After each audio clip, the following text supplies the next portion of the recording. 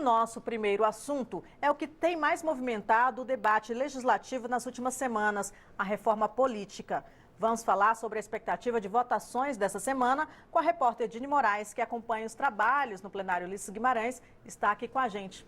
Boa noite, Dini. O que se pode esperar em termos de votações de reforma política essa semana? Boa noite, Keila. Boa noite a todos que nos acompanham agora ao vivo pela TV Câmara.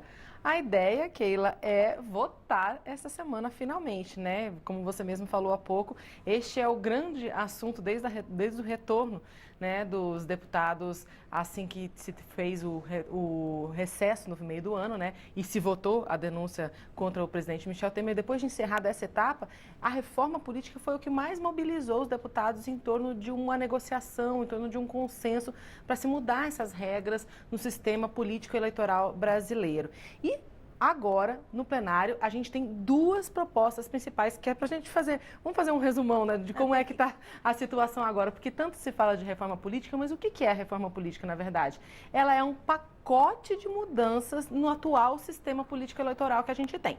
Vamos lá puxar as principais propostas, que são essas que estão no plenário hoje para serem votadas pelos deputados. A primeira é a PEC 77, que tramita aqui na casa desde 2003. Ela tem como relator o deputado Vicente Cândido, do PT de São Paulo, e essa proposta já foi bem mudada. O que está sendo votado aqui agora não tem nada a ver quase com aquela proposta inicial, tá? Ela traz mudanças no sistema eleitoral, ou seja, ela muda a forma como a gente elege os deputados e vereadores hoje.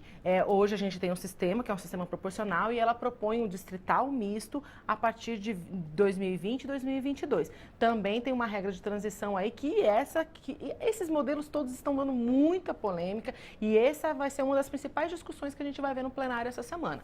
Ela também traz a criação de um fundo público para custear as campanhas políticas. Lembrando que as campanhas eleitorais, elas estão proibidas de receber doação de empresas já pelo Supremo Tribunal Federal desde 2015. Então, é um problema a se solucionar, e os deputados, essa proposta, ela propõe que se crie um fundo público justamente para custear as campanhas políticas em anos eleitorais. A outra proposta é a 282 de 2016, relatada pela deputada Sheridan, tá, do PSDB de Roraima. Ela altera as coligações partidárias. O que é isso? Na verdade, ela proíbe as coligações como elas existem hoje nas eleições de deputados e vereadores. E propõe aí uma nova forma que os partidos possam se juntar nas eleições, mas eles fazem uma espécie de casamento aí por 4 anos, diferentemente do que é hoje, né? Mas essa proposta já foi votada semana passada. Exatamente. Ela também estabelece uma cláusula de desempenho, ou seja, os partidos, eles precisam ter um certo resultado nas urnas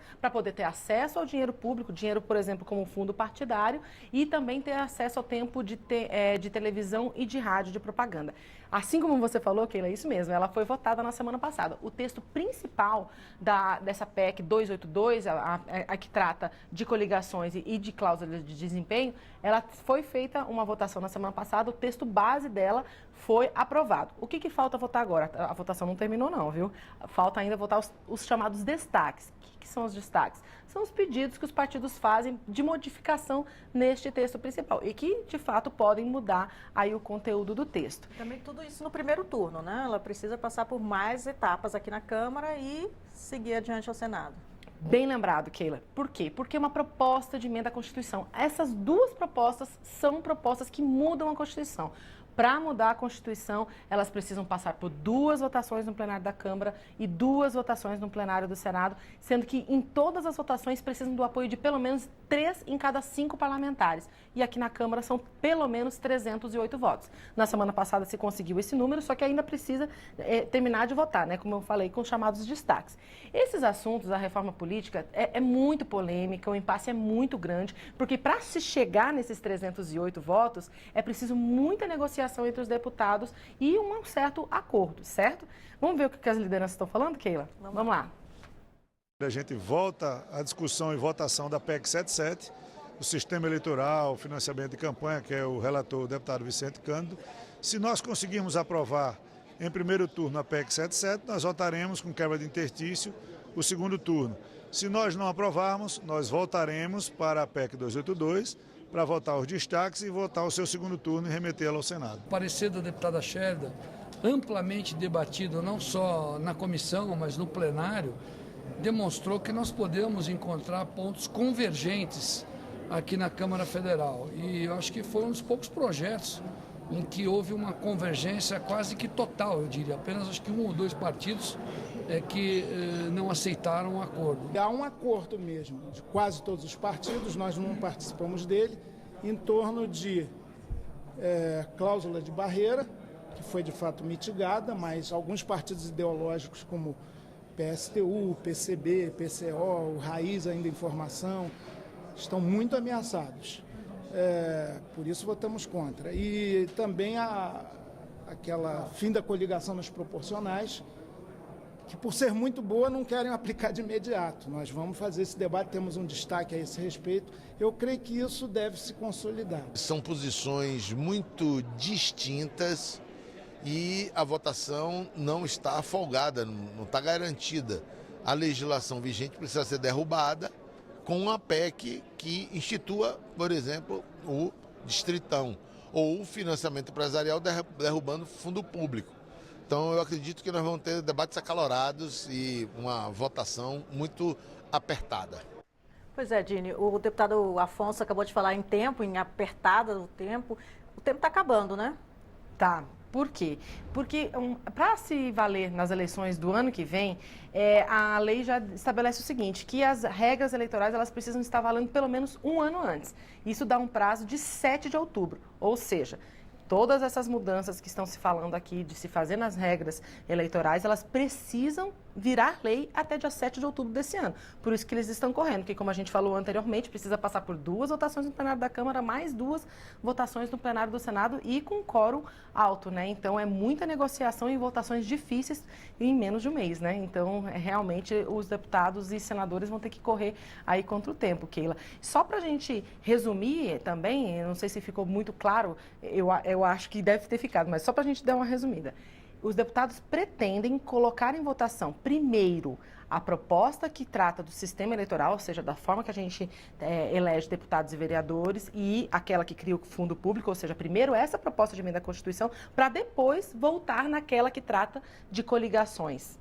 Certo? Apesar aqui trata de coligações, ela já foi votada na semana passada, já teve uma votação. Só que eles só vão voltar nela, a ideia é essa, só vão voltar nela depois de votar a outra proposta, a que trata do sistema eleitoral e do fundo de financiamento das campanhas. Mas, Dini, se durante essa semana não houver um consenso, não houver um acordo, os deputados não conseguirem votar, iniciar essa nova proposta de emenda à Constituição, o que tem na pauta do plenário para ser votada aí como opção, como alternativa? É uma coisa possível, né? Como a gente já viu, é um impasse que vem se arrastando ao longo de um mês aí, né? Mais de um mês.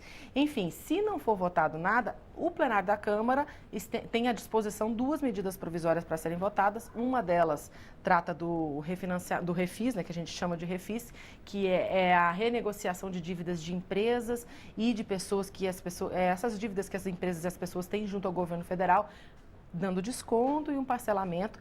Essa medida provisória, como ela ganhou um sobreprazo, digamos assim, ela foi prorrogada por uma outra medida provisória, então não há muita pressa para se votar essa medida provisória.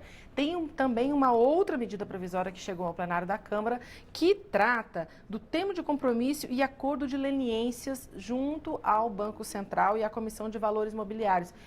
São quando bancos cometem alguma infração administrativa e querem negociar aí a suspensão dos processos administrativos junto ao Banco Central e à Comissão de Valores Mobiliários. Também não se há muita pressa. A probabilidade dessas medidas provisórias serem votadas agora não é alta. Como a gente falou, a prioridade total agora está para a reforma política, Keila. Mas tem a opção de, se não houver um acordo, assim, vota as MPs. A pauta na verdade, do plenário, né? Geralmente é bem recheada de outros projetos. Tem vários outros projetos lá, entre eles, um também que foi bem polêmico, um que trata da Floresta Nacional do Jamanchim, lá no Pará, que já foi também, inclusive, de medida provisória, lembra? Então, ele voltou para cá via projeto de lei, e esse projeto de lei também já está trancando a pauta do plenário da Câmara. Ele transforma cerca de 1/4, um em cada 4 quilômetros quadrados aí da Floresta Nacional de Jamanchim, lá no Pará, em área de proteção ambiental, que, na verdade, tem regras mais flexíveis para o uso da terra, por exemplo, permite agropecuária, coisa que numa floresta nacional não permite, certo? Esse projeto de lei também já está trancando lá a pauta do plenário da Câmara. E tem outros também. também de autoria de deputados, que estão sempre ali, digamos assim, é uma carta na manga, que pode ser usada pelos deputados caso não haja consenso. Tá certo, Dini. Vamos aguardar as reuniões de líderes para ver qual vai ser a definição do plenário essa semana, né? É isso mesmo, Keila. Boa noite, gente. Obrigada pelas informações.